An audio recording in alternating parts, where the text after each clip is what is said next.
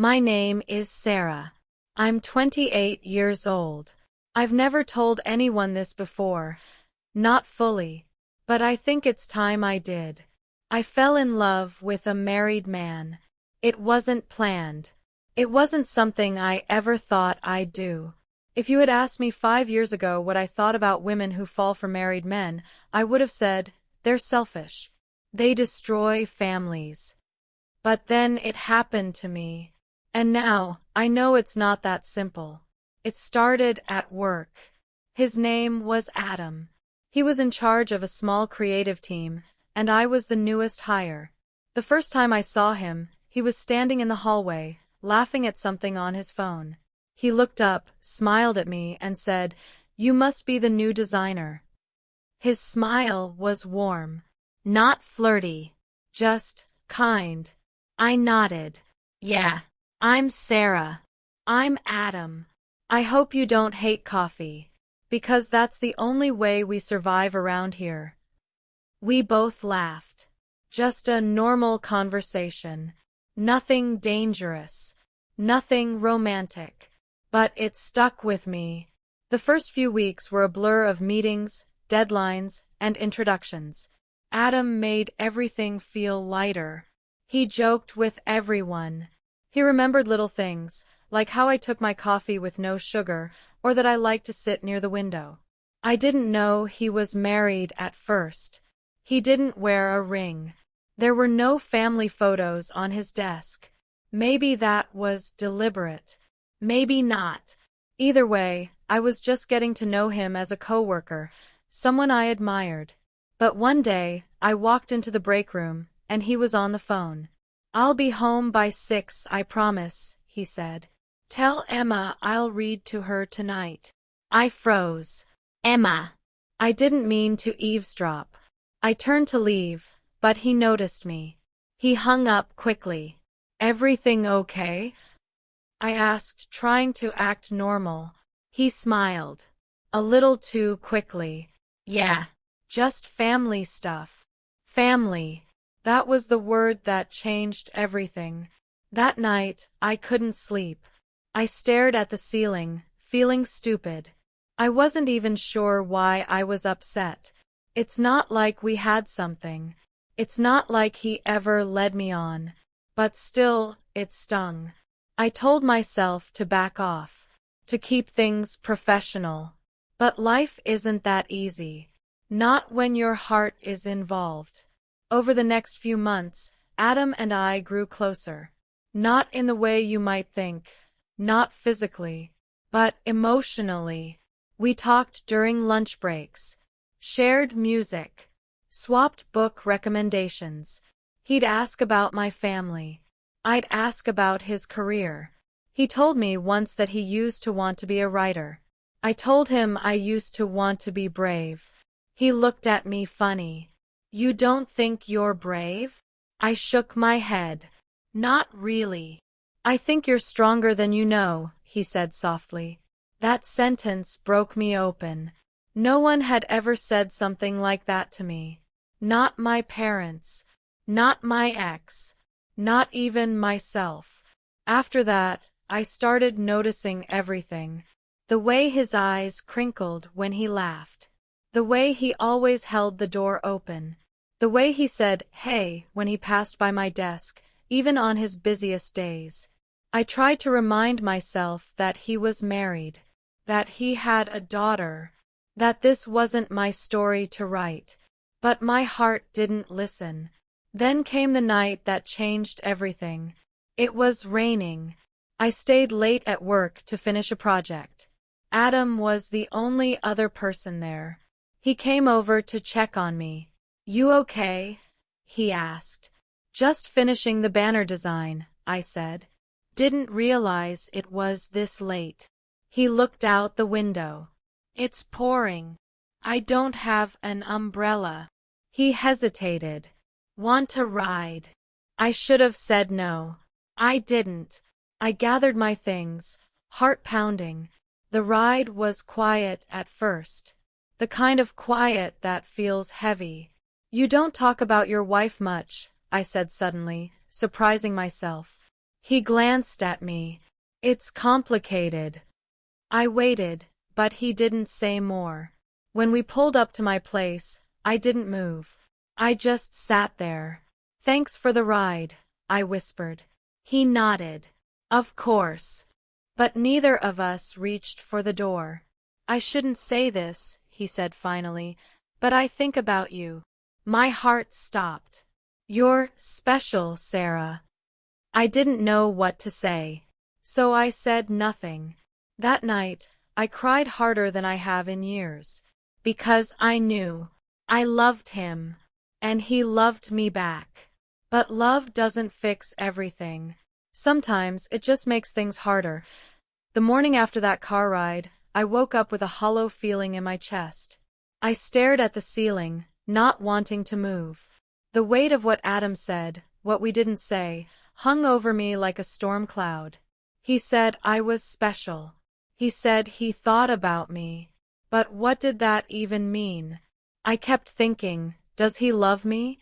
Or was it just a moment of weakness? That day at work, I avoided him. I kept my headphones in and stared at my screen like it held all the answers. I didn't go to lunch. I didn't talk to anyone. Around 3 p.m., I saw a message pop up on Slack. Adam, can we talk? I didn't answer. 10 minutes later, he walked past my desk and paused. You okay? He asked gently. I'm just busy, I muttered without looking at him. He stood there for a second, then walked away. I hated myself in that moment. I hated how cold I sounded. But I also hated how much I wanted to run after him and say, please don't stop caring about me. That night, I called my best friend, Layla.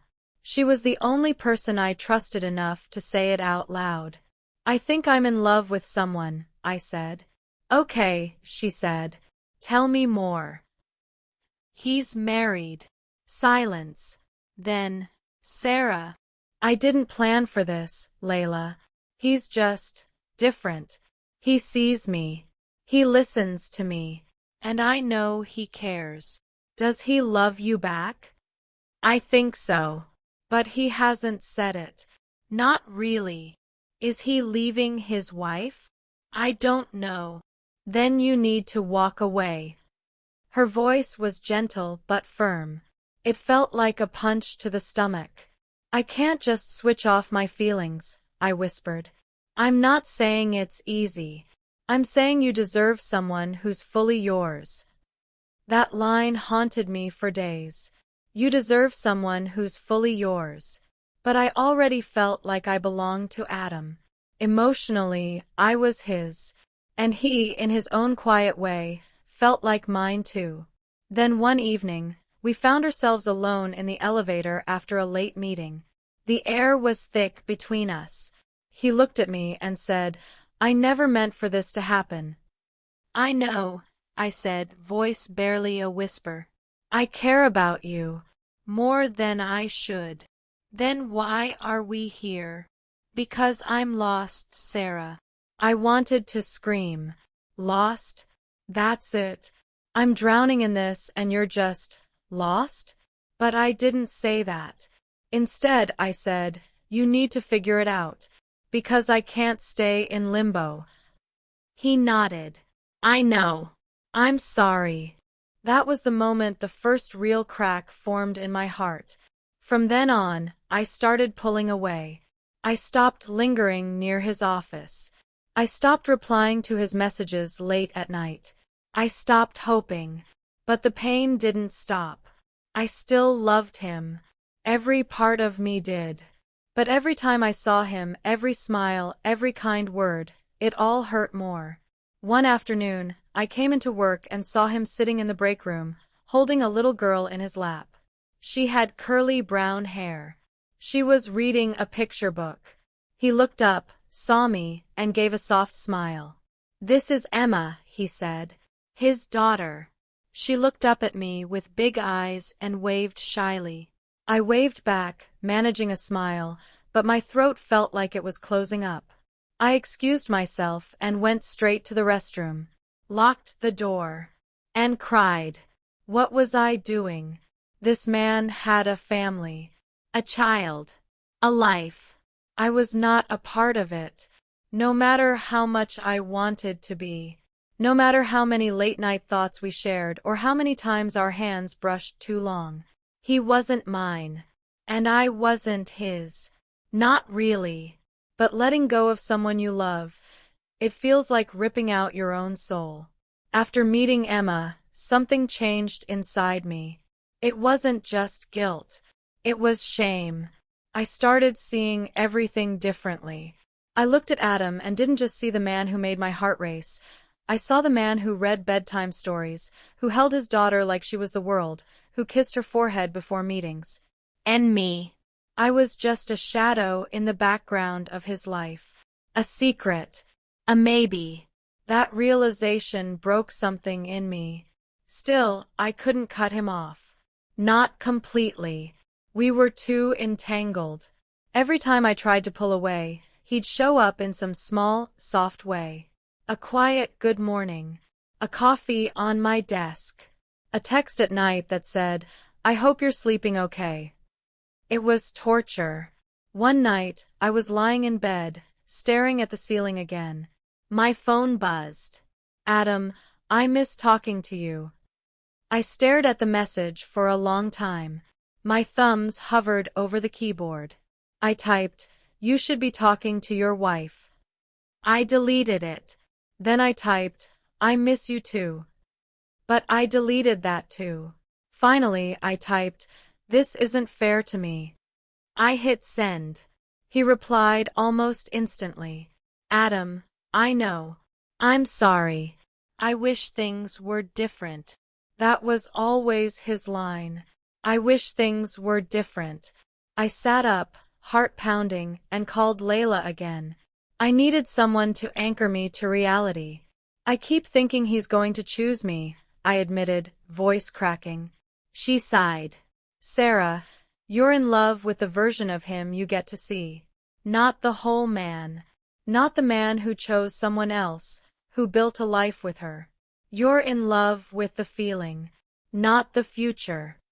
"But the feeling is so strong," I said, crying now. "I know," she whispered.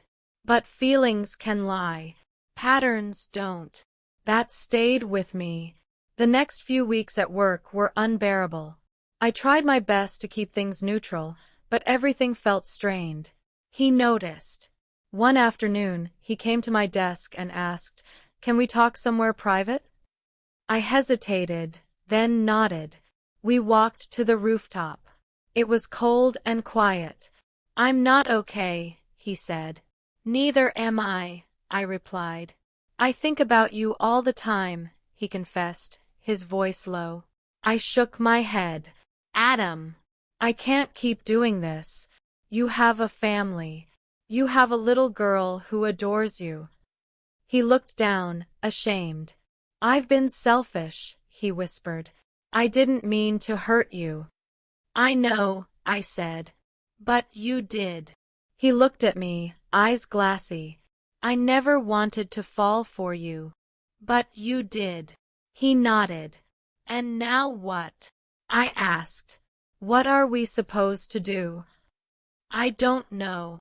That was the moment I realized he would never choose. He would stay in limbo, caught between two worlds, too afraid to let go of either. And I would be the one left bleeding.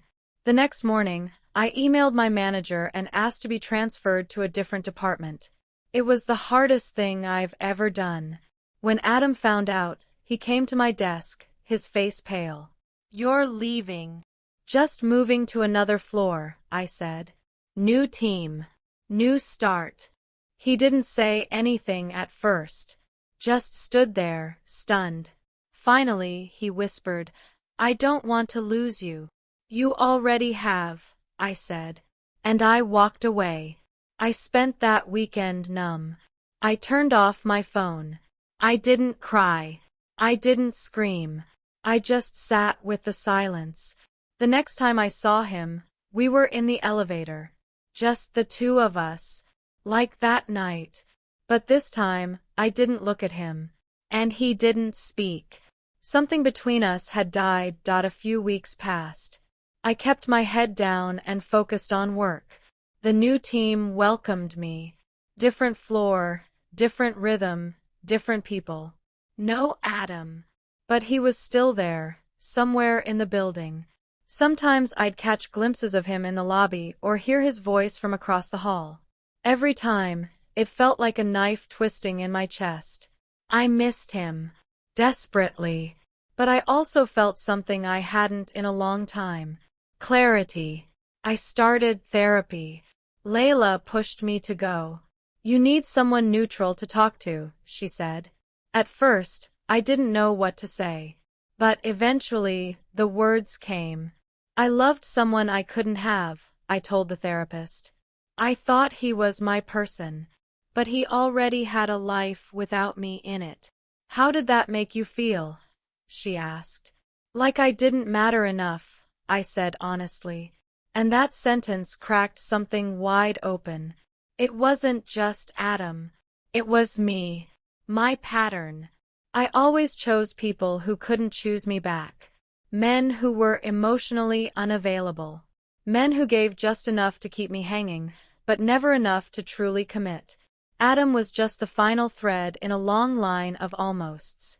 But I loved him. And love, real love, doesn't disappear just because it's inconvenient. One evening, I was walking home from work when I heard someone call my name.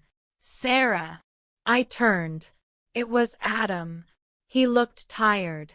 His tie was loose, his eyes puffy like he hadn't slept. Can we talk? He asked. My heart jumped. I didn't want to say yes, but I nodded anyway. We walked to the little park near my apartment. Sat on a bench under a tree. He took a deep breath. I told my wife everything. I froze. What? I told her about you. About how I started having feelings. That I crossed lines I shouldn't have. I stared at him, mouth slightly open. Why?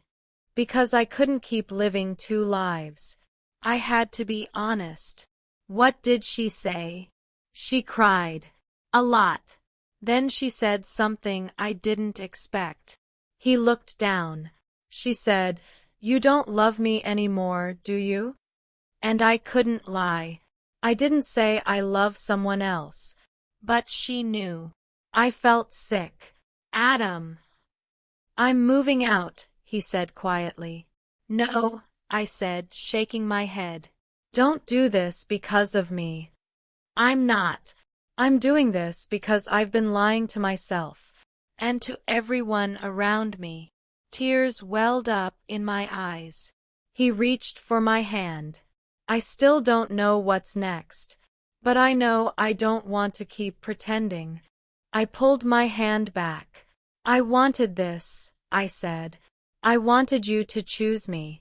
But now that you are, I'm scared. I am too, he whispered. We sat there in silence. Then I asked the question I'd buried deep inside for months. Do you love me? He nodded. Yes, I do. My heart broke open again, this time not with pain, but with something else. Relief. Validation. Fear. I love you too, I said softly. It should have felt like a victory. But instead, it felt like standing at the edge of a cliff. Because love alone wasn't enough. Not after all the pain. Not after the lies. I need time, I said, to figure out who I am without this mess. He nodded. I'll wait. I don't want you to wait, I said. I want you to live your life. Fix what's broken. Be a good father. Be honest. And if somewhere down the line, we find each other again, maybe then it'll be right. He didn't argue. He just sat there, looking at me like he already knew he was losing me. And maybe he was. Or maybe we were finally giving ourselves a real chance. Apart. Adam didn't message me for a while after that night. At first, the silence felt like a wound. I checked my phone constantly. I opened our old messages just to feel close to him. But slowly, the silence became something else. Peace. It was like I could finally breathe again. I started spending more time with myself. Simple things, walking alone after work, reading books that had nothing to do with love or heartbreak, journaling, cooking just for me. It wasn't a grand transformation. There were still days I missed him so badly it made my stomach ache. But something was shifting. For the first time in years, I wasn't chasing after someone else's love. I was learning to stand still, to listen to my own heart. One Sunday morning, Layla came over with coffee and a tired smile. "You seem lighter," she said, curling up on my couch. "I feel lighter," I replied. She raised an eyebrow. "Any updates from the married man?" I shook my head. "No. And honestly, I think that's a good thing." Layla smiled. "I'm proud of you, you know. I'm not sure I deserve that." "You do," she said. "You didn't fall in love with a monster. You fell in love with a human. A messy, complicated, deeply confused human. And you had the courage to let him go." I felt a lump in my throat. "Do you think he's okay?" "I think he's figuring it out. Just like you." She was right. A few weeks later, I ran into Adam at a bookstore. It was unexpected and quiet. No tension, no drama. Just two people who once shared something big, standing between shelves of fiction. He smiled. A tired, genuine smile. "Hey," he said softly. "Hey. You look good. So do you." We talked for a few minutes, just surface things. Work, life, books. Then he said, "Emma's doing better. She asked about you the other day." My heart softened. "Tell her I said hi." He nodded. "I will." Before we parted, he looked at me and said, "Thank you." "For what?" "For not letting me ruin you." I blinked. "You didn't ruin me, Adam. I thought you did. But you helped me find pieces of myself I didn't know were lost." We didn't hug. We didn't promise to stay in touch. We just walked away. That night, I sat on my balcony with a cup of tea, wrapped in a blanket, watching the city lights. And I cried. Not because I missed him, but because I finally didn't. Because I had survived. Because I had loved fully and still walked away. Because I had chosen myself.